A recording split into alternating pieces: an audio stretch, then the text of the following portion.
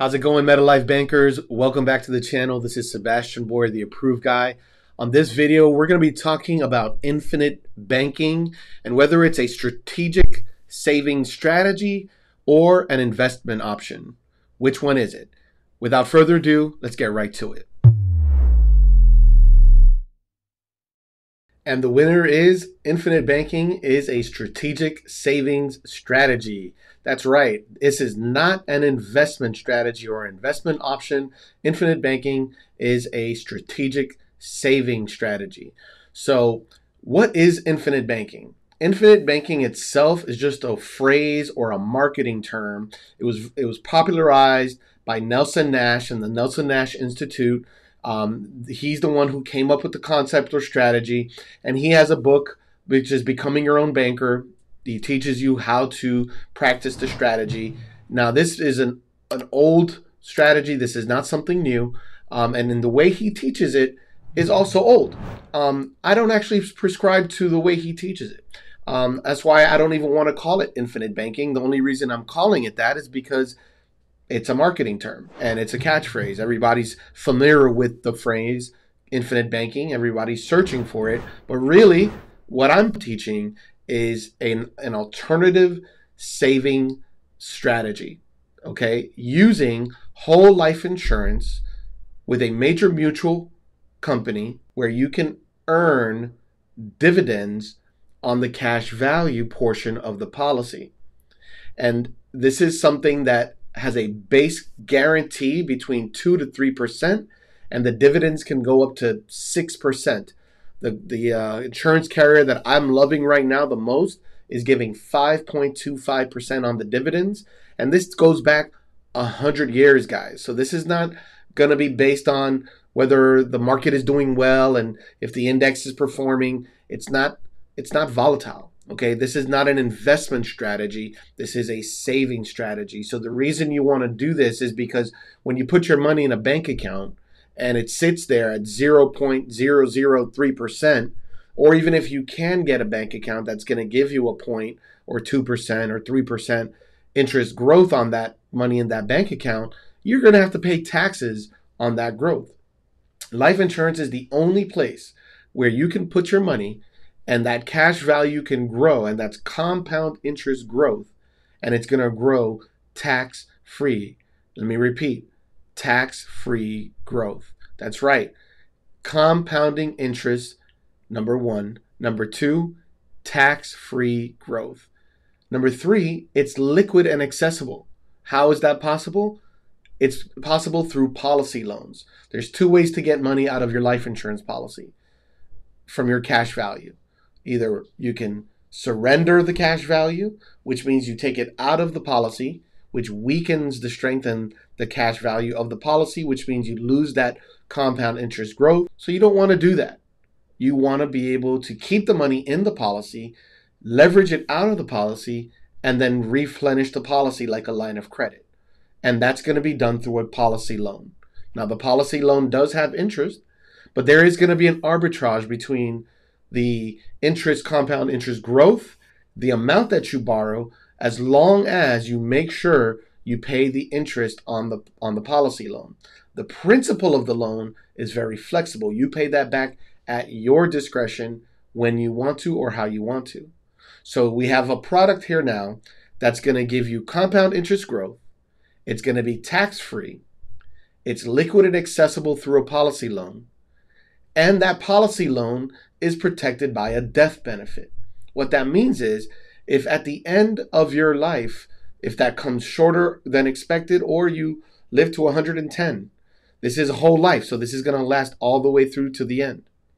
If you have not paid back the policy loan in full, that balance will be taken out of your death benefit. So this is a self-fulfilling policy that's going to take care of itself. It's gonna take care of the balance by using the death benefit. So if you have a $2 million death benefit and an outstanding cash value loan of $100,000, then you're gonna have a $1.9 million death benefit. Does that make sense? And that's because they're gonna keep that $100,000 because you didn't pay it back. Now that also protects you in the event of an investment. So if you borrow money out of your policy and you invest it, you put it in the stock market, you invest it in real estate, you invest it in your business, you do different things, whatever you want, it's up to you. There's infinite ways you can use it. That's one of the reasons they call it infinite banking. You can do whatever you want with that cash value. There's no credit check. There's no due date. You control the payback.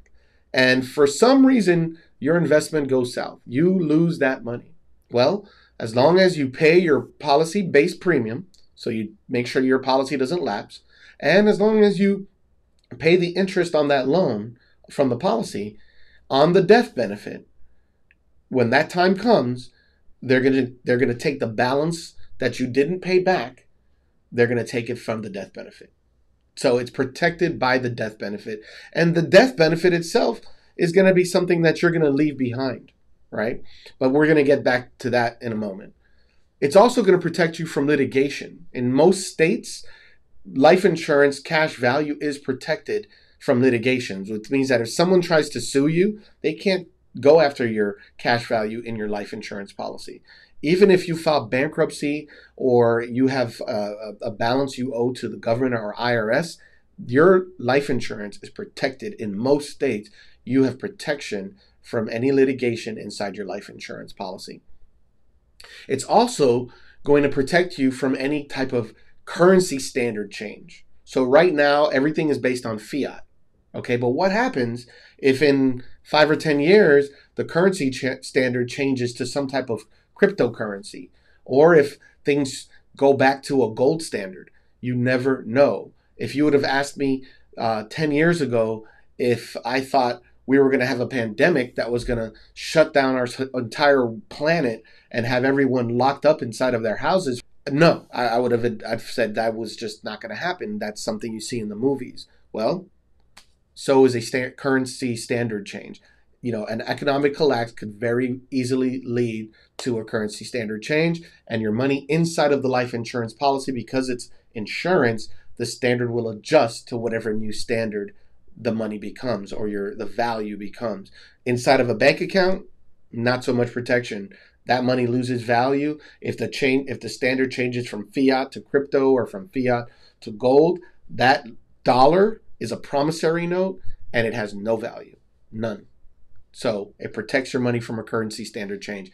It also builds retirement income because the cash value growing compound interest is going to allow you to either borrow from the policy or you can start to receive income from the policy, you know, at a certain age if you want to surrender that income to live off of in your senior years. So it can be a supplement to your retirement plan and your retirement strategy. Should this be your only retirement plan and strategy? No. You might want to consider other things like annuities for retirement income and other strategies. But definitely it is going to contribute to your retirement income as long as you take good care of your policy and you keep it cash rich and you fund your policy like you would a savings account. Instead of putting your money in the bank, which is giving you no protection, no compound interest growth, and if you did grow any compound interest, you're going to pay taxes on that. Inside of the life insurance policy, you're not going to be taxed.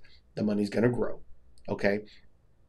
Finally, yes, the death benefit is generational wealth. So that means you're going to be able to pass on double, triple, quadruple the amount of death benefit from what you've put into the policy in your legacy. And you can pass that to the next generation. And that, by the way, is also not taxable. So when someone inherits a death benefit from a life insurance policy, it is not taxable. So there's another huge value to using this alternative saving strategy or strategic saving strategy using whole life insurance with a major mutual company that's going to pay dividends on the cash value. Very specific, not an IUL, not a term life policy. No, a specific policy, not any whole life insurance. It has to be with a major mutual that's going to pay dividends on the cash value or the paid up additions portion of the policy. Okay. And the last thing is living benefits. And I cannot stress this enough. Life insurance is life insurance. It's not death insurance. There is a death benefit, which which is a death component. But don't get it wrong. This type of policy and these features and functionality are designed for you to use them in life, where you can borrow and use your policy cash value and use it to invest, use it to pay off debt, use it in life. And on top of that, you have living benefits. Living benefits cover chronic illness, specified medical conditions, and terminal illness. And so basically what they do is they give you an advance on your death benefit. So while you're living, if you have a chronic illness that you suffer from, a specified medical condition, or terminal illness, they will advance you a portion of the death benefit. Has nothing to do with your cash value. They're not touching the cash value. They're going to advance you a portion of the death benefit while you're living to help you pay for those expenses that Medicaid, Medicare, health insurance does not cover.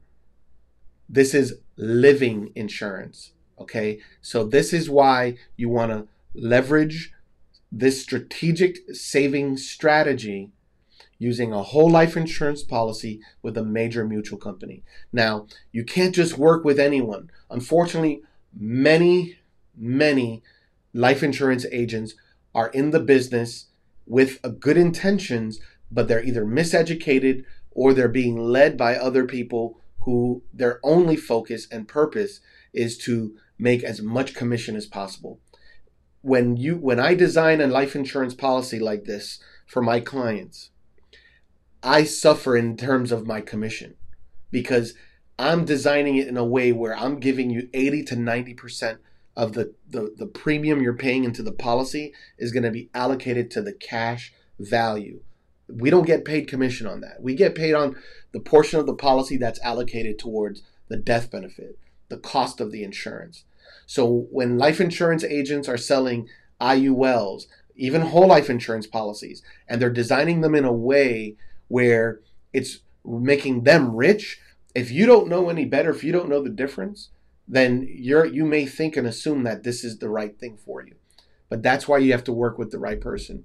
And so I definitely urge you to make sure you work with someone who understands this strategy and how to design policies for your benefit to give you the max cash value versus for their benefit to get the most commission. Okay?